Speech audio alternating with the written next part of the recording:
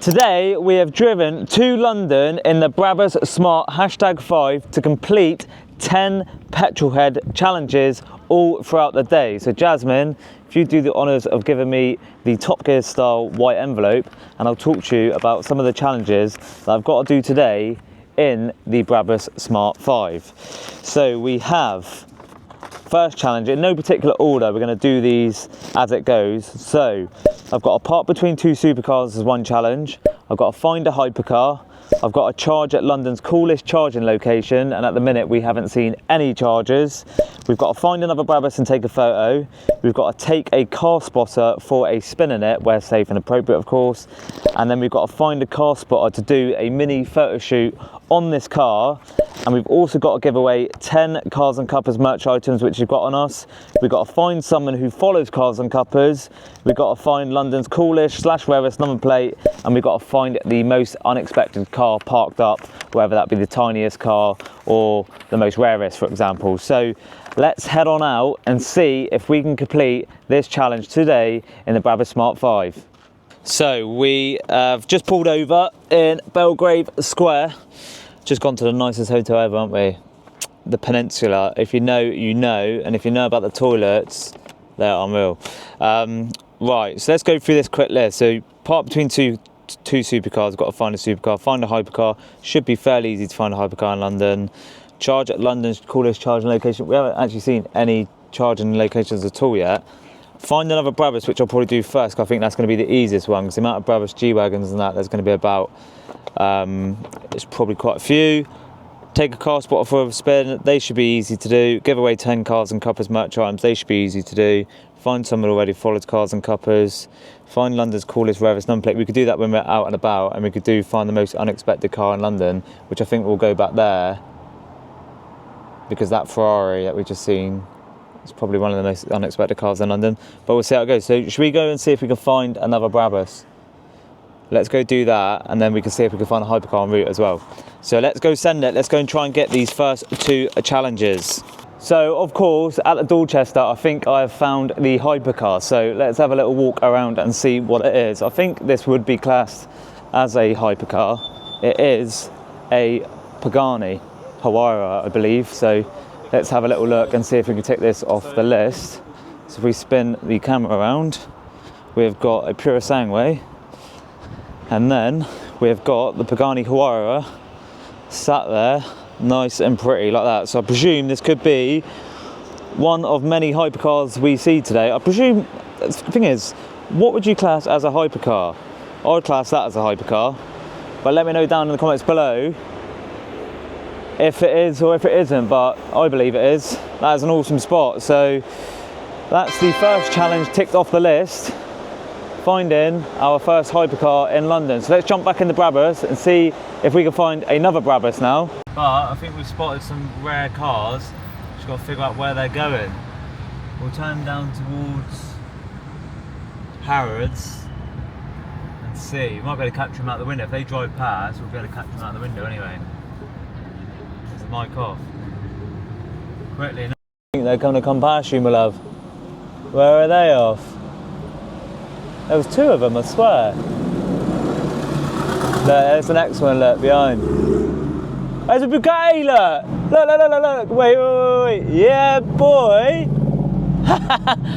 That's a couple of rare, and there's a Ferrari coming behind you, look at all that! Oh, Dan's going to be fuming. Where are they all going then? Bugatti Chiron and a couple of old Senders. Where are they off to then? Do you reckon off to the hotel? Dan's gonna be gutted about that. It's been a couple of old classic Ferraris. That's pretty cool. So where are they? Don't know, we'll have to see if we can catch up with them in a bit, figure out where they're going. They'll be parking somewhere. Bugatti Chiron, that's another hypercar as well. So you spot another hypercar, which is good.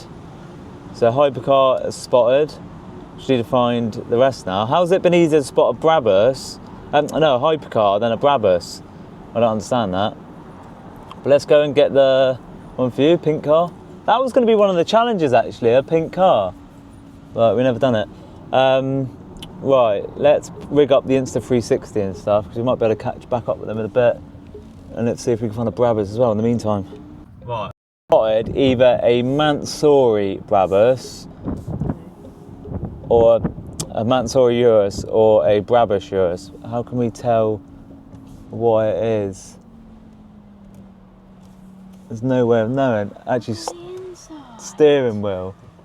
Shall I pull over and have a quick look to see what it is? God, look at these old cars. A GT3 and an old Thunder. Look how dusty they are. You see the interior of that car? Let's go and have a little walk up and see if it is. Yeah? Put it in park. Cars like that.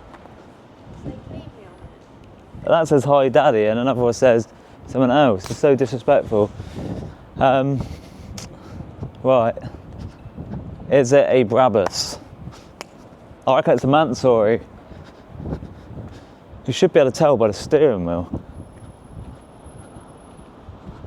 Don't know really. Nah, there's no way of knowing. It's just got some sort of mad kit on it. Well, still got to find a Brabus of some sort. I don't think that is it.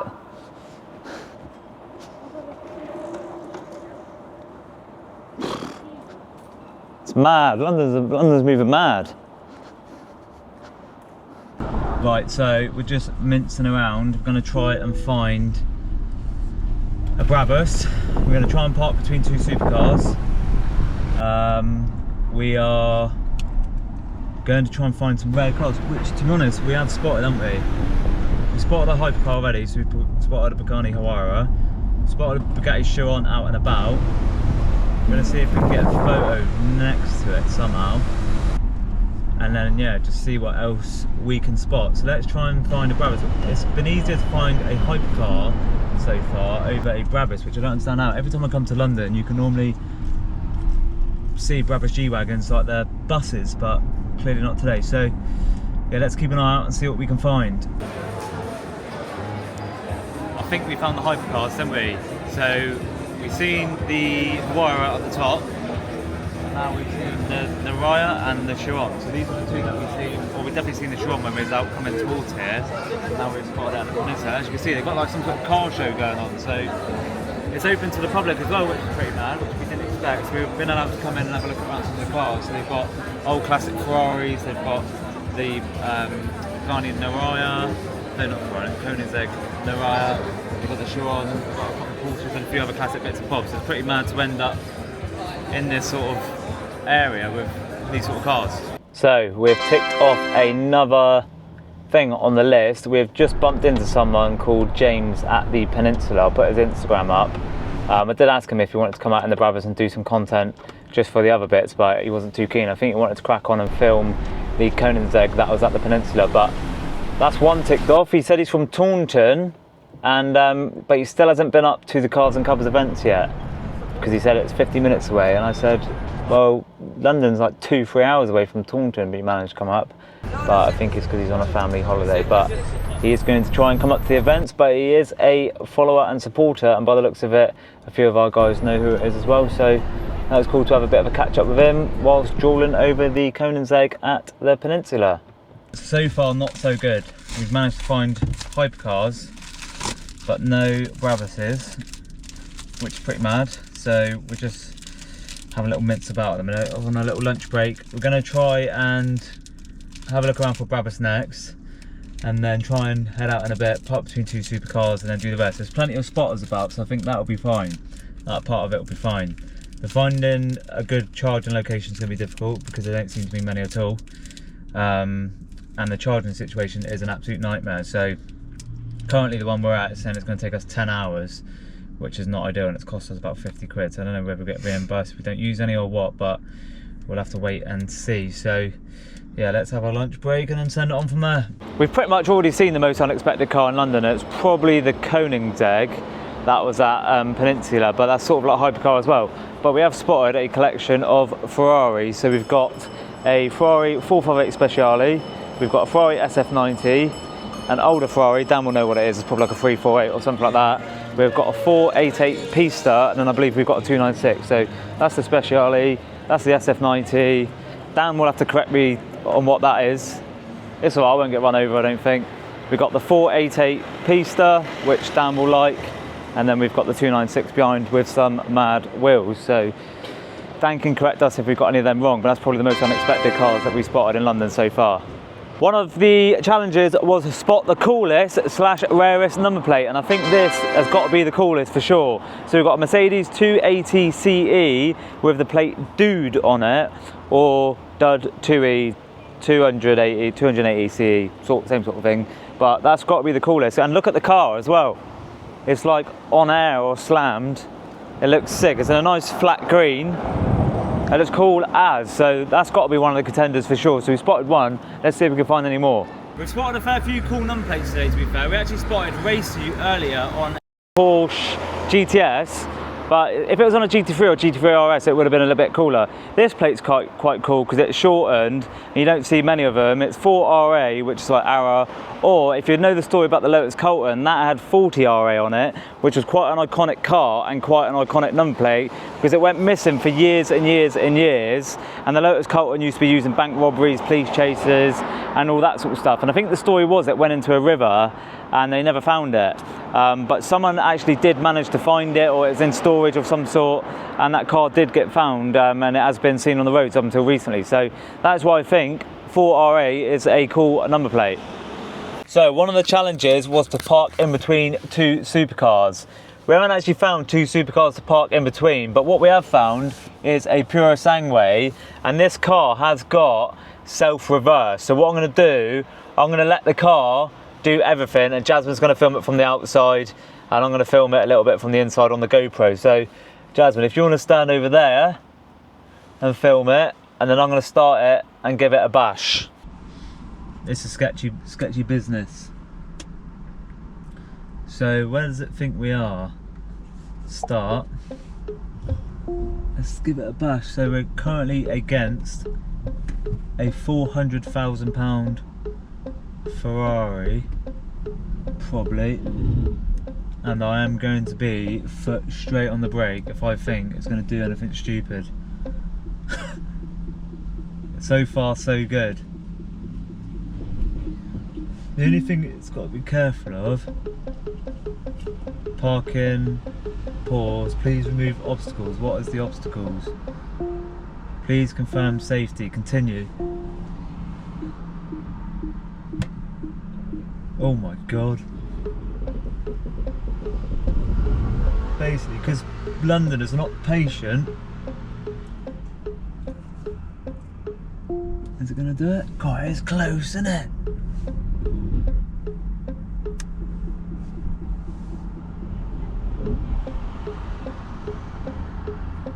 It just doesn't want to do it, does it? What's it doing? It's taking ages. You'd definitely be in there for a long time if... Oh my god. Doesn't like it, does it? Whoa.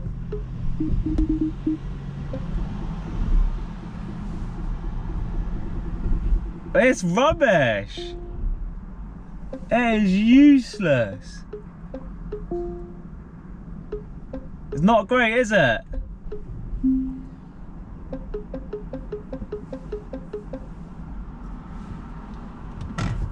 So we found out that it doesn't want to do it.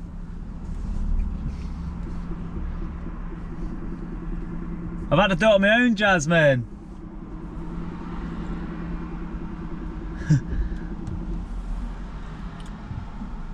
So I reckon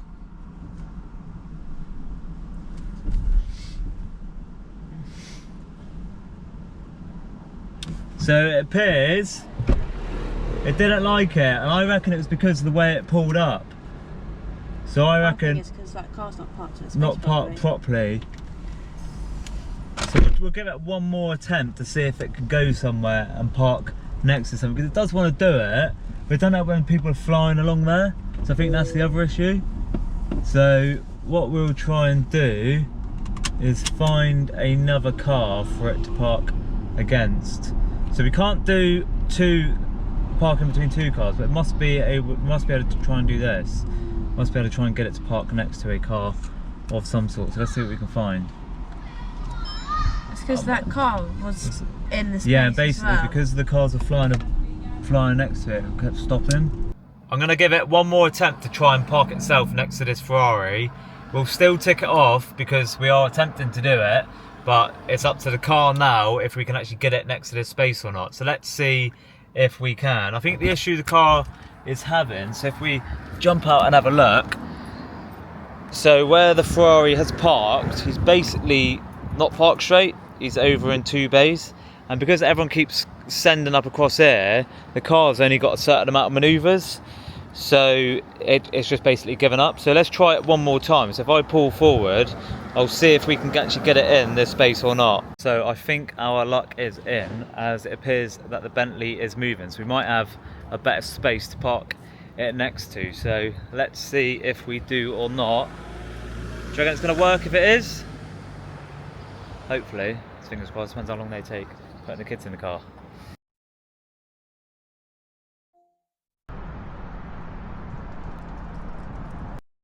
See what it finds. It needs to find that space there. So let's see if it recognises that space. Right, so it's got the space between the Yaris and a Ferrari Sangway. So let's see if it will park itself without crashing into the £500,000 Ferrari. So it's in reverse. That's me like completely off, and I'm going to keep it off. It's going for it. You can see the Ferrari on the screen. It looks pretty sketchy in the mirror. Is he going to pull forward? There's lots of cars. Slowly, slowly, because we've got... He's going back. Whoa! Oh, I'll add that in the video. There he is! Is he in? Risk of scratch, please be careful. And then we'll get out and have a look and see what it's like. So we'll both jump out and see what the parking's like on it. It's pretty mad though, isn't it? He's going. I don't think the Ferrari's parked particularly well. Right, so if you jump out, my love, too long, make sure you don't scratch the old Ferrari on the way out, and then we'll see what this is like.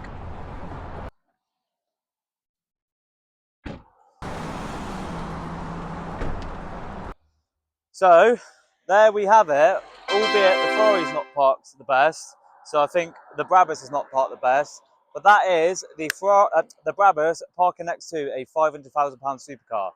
Right, next challenge is to try and find to try and give away 10 items of Cars and Cuppas merch. So what I'm probably going to do is just find a taxi driver to give some merch to. So let's see who we can find. We've got a bag of bits in here. We've got some air fresheners, some lanyards and stuff like that. So there is a guy up here. I'm going to see if he wants it, but let's see. I don't know what he's going to say. It's on me, it's filming me, but let's go from there. Let's see what he says. Hello there, sir. I'm on a bit of a mission. I'm giving away a few bits. Would you like some free air fresheners and some lanyards? Yeah, could do. And you can give them out to some customers or whatever you want to do. Oh, lovely. Is that all right? Yeah, nice one. Yeah, perfect. You're a star. At least then we can tick off one of the challenges from today. Nice one. Thanks, mate. So, yeah, we managed to give away some of the air fresheners and some of the lanyards. So, hopefully you can make use out of them, he says. He said he'll stick them in the boot and then he can use them for his car to keep them nice and fresh, can't he? We are now en route back from London after unsuccessfully completing our challenges. But we did do a fair few. And we did actually stop at a Porsche dealership on the way back for the last challenge, which was what? We find the coolest spot. But unfortunately the Porsche garage wasn't open, so it wasn't really worth filming because we wasn't able to look around. Plus I was getting in a strop because the charging network just does meddle. It's just such a faff. Every different charger you go to, you have to download a different app, which is just so annoying. You can't just pay by card, which will just make life easier. And now I've currently got 2 pre-authorised payments come out and only one's been refunded, so I don't know. Anyway, but it's been an awesome day in London. We've completed a fair few of the challenges. It's been nice to give the Brabus a good run out and see what it's exactly like on a good run, because we've only been doing like city driving up until this point. So I definitely feel like today I've learned a lot more about the car. Like even now we're still learning some bits on the tech, aren't we? Even on the way back, which is pretty mad. But it's been an interesting like conversation with people talking about the whole electric car side of it, and it's been interesting to learn a little bit more about having or owning an electric car. I still think the infrastructure's a little bit behind on where it probably needs to be, just because, like for example, when you're in London, for example, you pull up at a charger, guaranteed, like not guaranteed, granted, there's superchargers and all that sort of stuff that do charge it a lot quicker. I still haven't had 18 minutes, so I don't know where that 18-minute range is coming from. Every time I've charged it in a supercharger, like the high-powered ones, it says about 30 minutes. And when you go to like a normal one, it's like 11 hours, which is not ideal, which is where we parked around Belgravia Square, was it, I think? And yeah, that's the only thing. If you're doing a long journey, you do have that anxiety of what is going to happen with the range. Because, for example, when we was on our way up, we thought we'd just stop at the services thinking that all services would have the high-powered ones, but it just had a normal one, which means you'd have to be there for an hour and 20 minutes to get it fully charged, which no one wants to be sat at a service station for an hour and 20 minutes waiting for it to charge. So I definitely feel that there's some infrastructure things for like local runs and stuff, which most people do anyway, just A to B, running around town from to and from work. They are actually pretty much perfect for that, especially if you're not really into cars. We were saying on the way up, when you've got music on, regardless of what car you're in, you don't really think about what engine you've got, whether it's petrol, diesel or electric. So like driving this now is no different really to driving a brand new Mercedes, because when you've got the music and that on, it's not like you think about the petrol. It's only until you actually go to fill it up with fuel, that's when you go, oh, it's electric, or oh, it's petrol or diesel. So I can see where electric fits in for sure, and there's definitely a market for that. I personally wouldn't have one just because it's a bit of a faff. Like say if I wanted to go on a long journey like I did today, it's just unnecessary faff, and you're always thinking about it. When you're driving, you're thinking, where am I going to stop? It's always planning. Obviously you can just jump in a car normally and just put fuel in.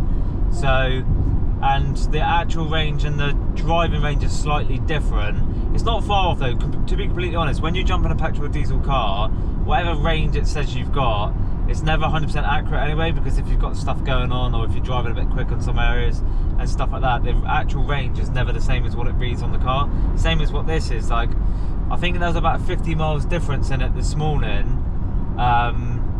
which meant, I think, yeah, like for the mileage that we've done and the mileage that it said we did, I think there was about 50 miles difference. But it's not going to be far off. If you're in a petrol car, it's probably not going to be far off. Although we were in eco, we're still in eco now the whole way down. We were in eco the whole way up. But because obviously this is running everything, we're charging phones, we're charging cameras, heated seats and all that sort of stuff. Everything is having a slight impact on that range because it's depleting the battery ever so slightly. I think that's how it works anyway, it must be.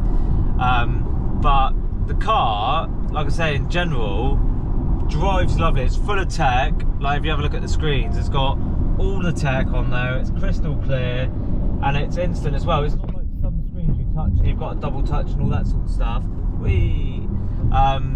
There's no lag or anything like that. Everything is crystal. You touch it, it works. It's full of everything. It's full of sensors, it's full of radars, it's full of this, it's full of that, which for someone like me is a little bit annoying. Like when you're on the motorway now, for example, it's got that like braking system. When you pull up a car within a certain distance, it just starts to brake for you.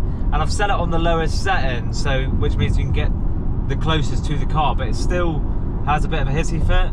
Like now, for example, it's trying to brake, and if we have a look at the car ahead, like it's not that close. Really, it shouldn't really be kicking in, but there's no way of setting it, I don't think, to any lower than what it currently is. Like say if you needed to get a bit closer, for example, or whatever, the brakes would start kicking in, which is which is handy. Which is handy, but I don't know, it's just a bit annoying because then you start getting like messages on the screen and stuff. And this here is actually a camera that picks you up when you're, so say for example you see, say for example when people drive past a Stonehenge and they're just gazing at Stonehenge, this will detect that you're not concentrating, and it'll come up with warning things saying that you're not concentrating, blah blah blah, which is fair enough if you're generally not concentrating. But sometimes when you're just like having a little nose or whatever, maybe having a look at a cheeky car or whatever, and it just keeps pinging up. Same as when you yawn. If you're like tired, all it'll do is just keep pinging up, so you need to pull over because you're tired and stuff. It picks you up when you're yawning and that. You can turn everything off, so all the lane assist and all that sort of stuff you can turn off other than the braking. So, but every time you jump in it, you have to turn it back off, right? So if you're in a long journey, it's fine. But then if you're just doing the round town stuff, which most of you probably would be anyway, you'd have to keep turning that off, which is a bit of a pain. So, but that's a couple of the negative bits. To be honest, it is actually a good car, isn't it? And it's not too bad value for the money. I think they said it was about 45 grand, or it might have been 55, I'm pretty sure it was 45 grand. And 45 grand for, basically, it is pretty much a Mercedes. It's got all the Mercedes sort of style interior of the Alcantara, it's got the carbon, it's got the comfort of a Mercedes, and I think it's actually really good value for money, because if you compared it to like a Tesla Model 3, Model Y for example, I bet they're sort of around that sort of price anyway, and this is obviously, you're getting a better quality interior, you're getting double the amount of screens, you're getting all of the other features. I think that's the thing with a Tesla, it's more of a tech car, whereas cars like this, because this for example is built off the back of a Mercedes, you're still getting that Mercedes quality. So there is that. I don't know how much we've spent on electric yet, do we? We'll have to work it out at the end. You need me to go over? I'll end up going to bloody Bristol in a minute, into Bristol. But yeah, I don't really know how much we spent. I don't think it's been a ridiculous amount. But yeah, anything else we need to say about it? No. It's been good to obviously give you lot an idea on real life example what it's like. That's part of the reason why we took it up today, just to see how it actually fares. And obviously I don't really want to do car reviews, it's more like do challenges around the cars and try and feature the cars and it shows some of the features. Like the self-parking thing was interesting. I've never done that before, so it was interesting to see how that all works and to see if it does actually work. I'll tell you the one mad thing, it's got sort of like self-steer, so if as long as you keep your hands on the steering wheel, if you turn left or right into a lane, it will change it for you, which is pretty mad, but pretty sketchy. But we did see a Waymo today, didn't we, actually, which are the completely self-driving cars, so I think they were out on test, because I think they will be bringing them into London very soon. But anyway, if I wrap it up there, obviously we probably need a forfeit for not completing the tasks. The tasks we did do were we did find that spotter, James, didn't we? Didn't really want to be on camera, but that's fine. We've done the parking, we mixed it up a little bit. We've done the number plates. We've done the random car that we spotted. We've done the hypercar, we ended up spotting about 5 hypercars. We didn't spot a Brabus, which was mad, because on the way back, whereas we was going to the Porsche dealership, we spotted one heading into London, didn't we? But there wasn't a single Brabus, not a Brabus G-Wagon, not anything Brabus. I couldn't believe it. Every time I've been to London, you always see a Brabus vehicle. Don't have to be a G-Wagon, but yeah, it's nuts. So there was a few that we've missed off in it. So there might have to be a forfeit. I don't know what the forfeit is. I'll have to let you guys decide in the comments down below, but yeah, whatever it is, I'll have to do. Let me know what content you want to see. I'll probably want to do more like challenge style videos, so it makes it a bit more interesting to watch. I'm pretty sure I've probably been waffling for how long? 10 minutes. 10 minutes. But it's a good way to end the video anyway. It gets the algorithm up, done it for a long video. We'll wrap up there, shall we? Our next event will be Friday 7th of August, but I don't think this is going to be up before. It might be. If it's not, it'll be Friday the 4th of September, and then we'll have a British Day on September the 16th, I think, on a Sunday. Anyway, I'll leave you guys to it. I hope you enjoyed the video. Comment down below, let me know what you think, and we'll see you on the next one. If not, it'll be at the event. See you soon.